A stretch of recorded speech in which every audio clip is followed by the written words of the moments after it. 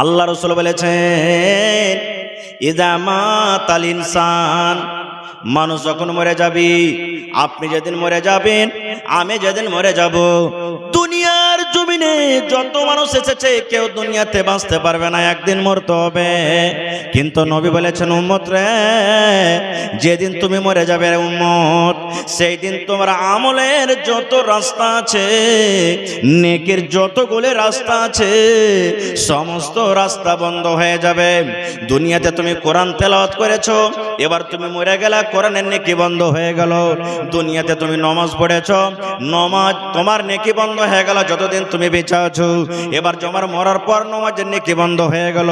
তুমি হজ করতে গেছো উম্মত, মরে যাওয়ার পর সেই নেকিটা তোমার বন্ধ হয়ে গেল। জমিনের উপরে সমস্ত আমল বন্ধ হয়ে যাবে ইল্লা মিন সালাসা।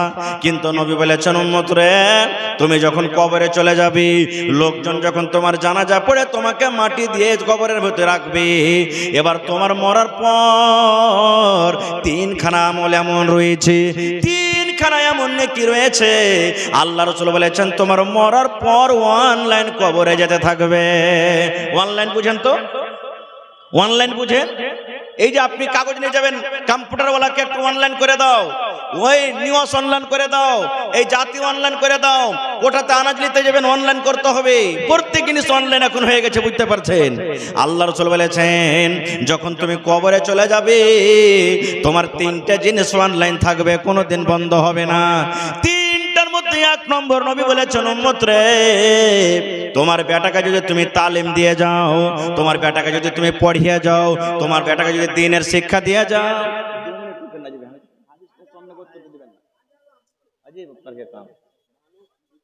আল্লাহ রাসূল বলেছেন যে আমার উম্মত, তোমার বেটা তুমি তালিম দিলে না, তোমার বেটাকে তুমি শিক্ষা দিলে না, এইবারে তুমি কবরের ভিতরে চলে যাবে, তোমার বেটাকে জানোয়ার করে রেখেছো, তোমার বেটাকে অমানুষ করে রেখেছো।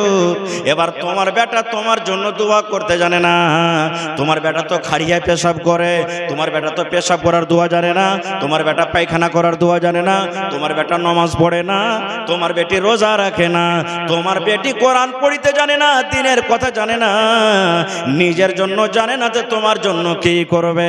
আজকে আমরা রেগে যাই, বেটা 50,000 টাকা ইনকাম করে এনেছে, ও অপরের বাড়িতে টাকা দিয়ে যে আমাদের মন খারাপ হয়ে যায়, রেগে যায়।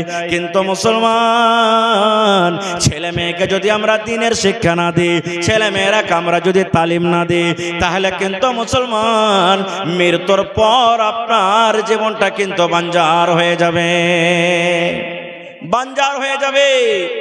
আপনি মরে যাবেন, ছেলেটা তো নিজেই পড়তে পারবে না যে আল্লাহ আমার মা বাপকে তুমি মাফ করে দাও, নিজের জন্য তো চাইতে জানে না, আল্লাহ আমাকে তুমি মাফ করে দাও। কেমন করে চাইতে হয়, কেমন করে আল্লাহর কাছে দোয়া করতে হয়, কেমন করে আল্লাহর কাছে নিতে হবে নিজে জানবে না। তা আপনার জন্য কি দোয়া করবে ভাই? আপনার জন্য কি দোয়া করবে? আপনি যতগুলি কষ্ট করে বাড়ি করলেন, গাড়ি করলেন, ছেলের জন্য, মেয়ের জন্য কত কষ্ট করে ভালো ভালো দামি দামি কাপড় দিলেন, কিন্তু দুনিয়াতে সব শেষ, মরার পর আপনার আখিরাতে কিচ্ছু নাই। এজন্য মুসলমান আজকে যদি আপনার ছেলে মেয়েরাকে যদি আপনি তালিম দিতে চাহেন, এই মাদ্রাসাকে চালাইতে হবে, ছেলেরাকে মাদ্রাসাতে দ্বীনের তালিম দিতে হবে, দুনিয়ার তালিম দিতে হবে, ডাক্তার করতে হবে, মাস্টার করতে হবে, মাওলানা করতে হবে, সব তালিম দিতে হবে। ইনশাআল্লাহ কোন জলসাতে বলবো।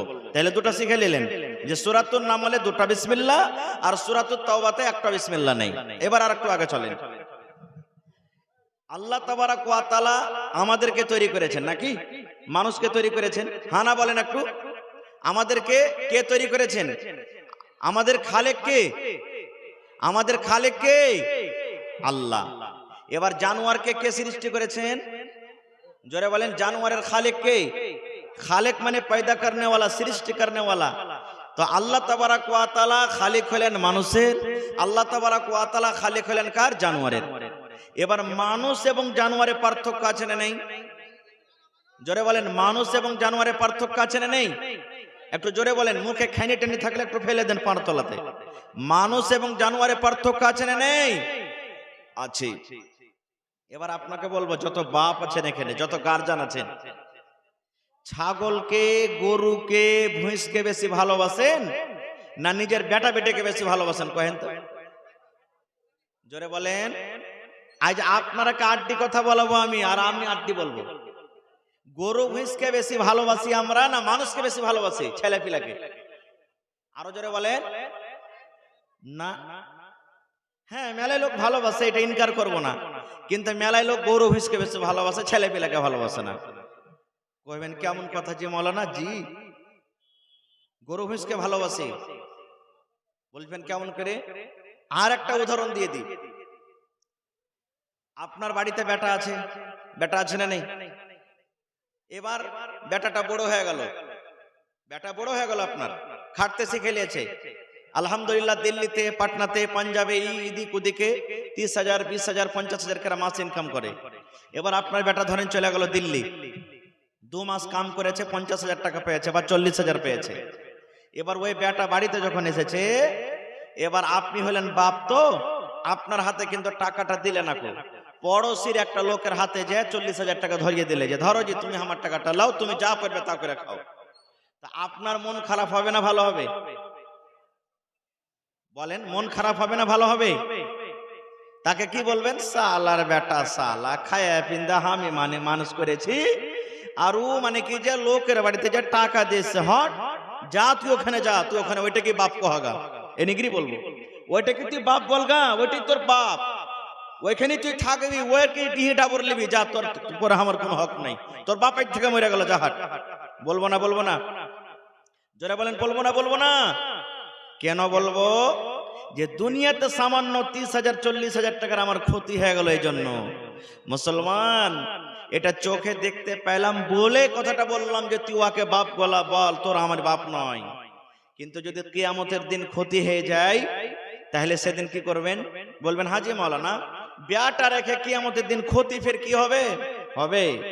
তাহলে শুনেন রে মুসলমান, আল্লাহ তাবারাক ওয়া তাআলা কোরআন মাজিদে 30 পারা কোরআন নাজিল করলেন।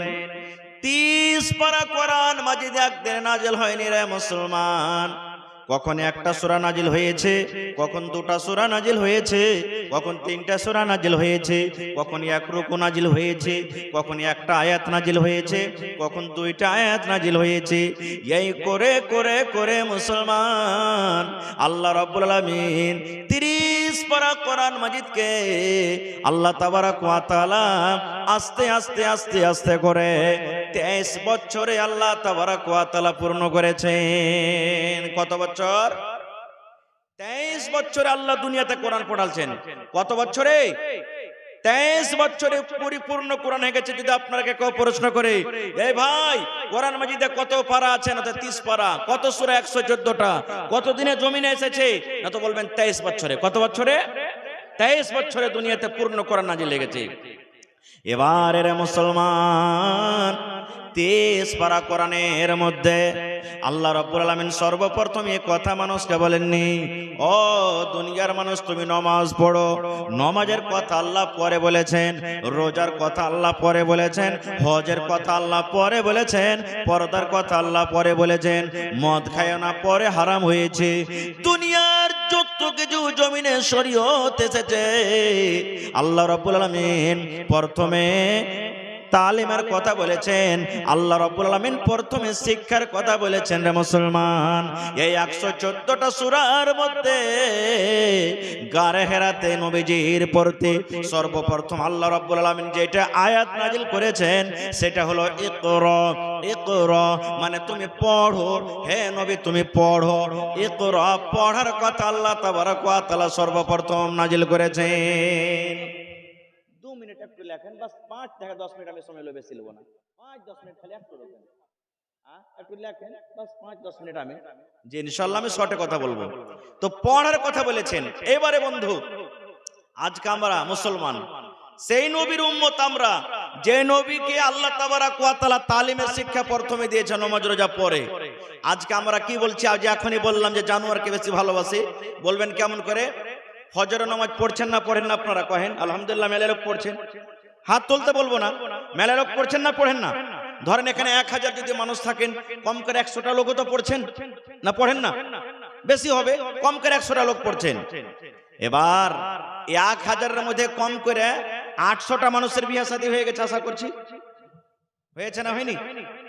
800টা মানুষের মধ্যে 500টা লোকের কমসে কম ছেলে পিলা বড় হয়ে গেছে, 5 বছর 7 বছর কার হাঁটতে শিখে গেছে, এরকম আছে না নাই? এবার বললাম মুসলমান, আমি কেন বললাম যে বন্ধুরা নিজের ছেলে মেয়ের থেকে আপনি জানোয়ারকে বেশি ভালোবাসেন। যখন ফজরের নামাজ পড়লেন, ফজরের নামাজের পর সর্বপ্রথম আপনার কাজ হবে মুসলমান, গহিলে গরু রাখা আছে, ওই গহিলের গরুটা বাহির করে দে। গহিলে ভুঁইস রাখা আছে, ওই ভুঁইসটাকে আমি নাইন্দে লাগিয়ে দিই। বাড়িতে মায়েরা খালারা বাড়িতে বকরি বান্ধা আছে ঘরের ভিতরে, বকরিটা আমি তাড়াতাড়ি করে বাহির করে দিই। কেন বাহির করে দিই? যে আমি যদি গহিল থেকে গরুটা না বাহির করে, গরুটা পায়খানা করে দিবি, গরুটা মুতে দিবে, আমার গহিল নোংরা হয়ে যাবে। শুধু তা নয়, যারা চাষি মানুষরা মুসলমান হাল বাইতে যাবেন, ওরা মাঠে চাষ করতে যাবে, রাত 2টার সময়তে নাইন্দে গরু লাগিয়ে দেয়, নাইন্দে মহিষ লাগিয়ে দেয়, আর দেওয়ার পর ফজরের আজান হতে হতে গরুকে পেট ভরে খাবার দিয়ে দেয়। এবার লোকেরা ফজরের নামাজ পড়তে যাবে, কিংবা সেই লোকটা ফজরের নামাজ পড়ার পর তাড়াতাড়ি কেরা মাঠে কাজ করতে চলে যাবে। এই মুসলমান, আপনার বাড়িতে গাই বান্ধা আছে, ওই গাইটা 5 কিলো দুধ দিবে, 10 কিলো দুধ দিবে। বাড়িতে ভুঁইস আছে 5 কিলো দুধ দিবে, 7 কিলো আপনাকে দুধ দিবে। ওই গাইটাকে খাবার জন্য, ওই মহিষটাকে খাবার দেওয়ার জন্য আপনি বাড়ি থেকে বের হয়ে চলে গেলেন। ঠান্ডা হয় তা কেঁদে নিয়ে চলে যাবেন, গরম হয় তাও যাবেন, যদি দুপুরবেলা হয় তাও চলে যাবেন। ঝমঝম ঝমঝম করে পানি হয়, বাড়ি থেকে বের হওয়া যায় না, তাও আপনি ঘাস কাটতে চলে যাবেন। এবার কত লোক 1/2 কিলোমিটার দূরে চলে যায়, কত লোক 2 কিলোমিটার দূরে চলে যায়, কত লোক 1 কিলোমিটার দূরে চলে যায়। 1 কিলোমিটার দূর থেকে ঘাস কাটা পর মাথাতে করে, সাইকেলে করে, বাইকে করে আমরা বাড়িতে নিয়ে আসি। আর তারপরে আমাদের বাড়িতে যে জানোয়ার গলা হয়, ওই জানোয়ারকে আমরা ঘাস খেতে দিই, আমরা সানি কেটে দিই, কুট্টি কেটে কেটে আমরা খিলাই। কিন্তু মুসলমান, সামান্য একটু দুনিয়াতে আমরা লাভ পেলাম, এই গরুটা আমাকে চাষ করে দিবে। আমরা একটু লাভ পেলাম যে এই গরুটা তো আমাকে দুধ দিবে, এই গাইটা আমাকে দুধ দিবে, প্রত্যেকদিন 400-500 টাকা করে আমাকে লাভ দিবে। এই লাভের কারণে 1 কেজি মিটার 1 কিলোমিটার দূর থেকে আমরা ঘাস কেটে নিয়ে আসি। কিন্তু মুসলমান, সূর্য উঠে গেল, আমার বেটা এখনো বিছানে শুতে আছে, আমার মেয়েটা এখনো বিছানে শুতে আছে, গ্রামে মাদ্রাসা আছে, গ্রামে স্কুলে আছে, বেটা শুতে আছে, গুল্লি খেলছে, বেটা জুয়া খেলছে। কিন্তু ওই বেটাকে আমরা বলি না, বেটারে তাড়াতাড়ি করে পড়িতে যা, এই বেটা মাদ্রাসার টাইম হয়ে গেছে পড়িতে যা, এই বেটা স্কুলের টাইম হয়ে গেছে পড়িতে যা, এই বেটা টিউশনের টাইম হয়ে গেছে পড়িতে যা। আমরা জানোয়ারকে বেশি ভালোবাসি। কেন? যদি জানোয়ারকে খেতে না দিই, দুধ দেবে না, দুধ বন্ধ হয়ে যাবে। কিন্তু নিজের একটা ছেলেকে আমরা তালিম দেব না। কেন দেব না? আমরা তার ক্ষতি বুঝি না, তার নোকসান বুঝি না। একটা কথা এটাই বলে, পড়বি তো পড়, না পড়বি কাজ করতে চল, পড়বি তো পড়, না পড়বি তো মাঠে কাজ করতে চল। কিন্তু মুসলমান, ওই ছেলেটাকে আমরা দিন দিই না, ছেলেটাকে আমরা শিক্ষা দিই না, ছেলেটাকে আমরা তালিম দিই না। এই জন্য আমি বললাম, একটা জানোয়ারের জন্য সকালবেলাতে আমরা ঘাস কাটতে চলে যাই, কিন্তু নিজের গ্রামে মাদ্রাসা হইতে গেল, নিজের গ্রামে স্কুল হইতে গেল, ছেলেটার হাত ধরে আমরা মাদ্রাসা নিয়ে যাই না। কয়টা গার্জিয়ান আছে আমরা এই মজলিসে যে মাওলানা, এ আমার ছেলেটা পড়িতে আসে না, ই বাড়িতে শয়তানি করছে, একটু তাকে ভালো করে পড়ান। কয়টা লোক বলবো? 1টা, 2টা, 3টা? কত লোক তো 2বার 3বার বলবে ছেলেটাকে, এই পড়িতে জানা রে, ছেলেটা যদি না আসে। এইটাই আমরা বলবো, পড়বি পড়, না পড়বি কায়দা খুরপি নিয়ে হাকামে চল, তোর টেঁড়ামো আমি দেখতে পারবো না খুব, এটাই বলবো। ভাই আমার, এবার ছেলেটাকে আপনি তালিম দিলেন না খুব, ছেলেটাকে আপনি জানোয়ার করে রেখে দিলেন, ছেলেটাকে গরু ভুষ করে রেখে দিলেন, ছেলেটাকে শিক্ষা দিলেন না। এবার আপনার কতখানি ক্ষতি হতে পারে জানেন? কতখানি নোকসান হতে পারে? বাস এই হাদিসটা আপনাদের সামনে বলে দেই।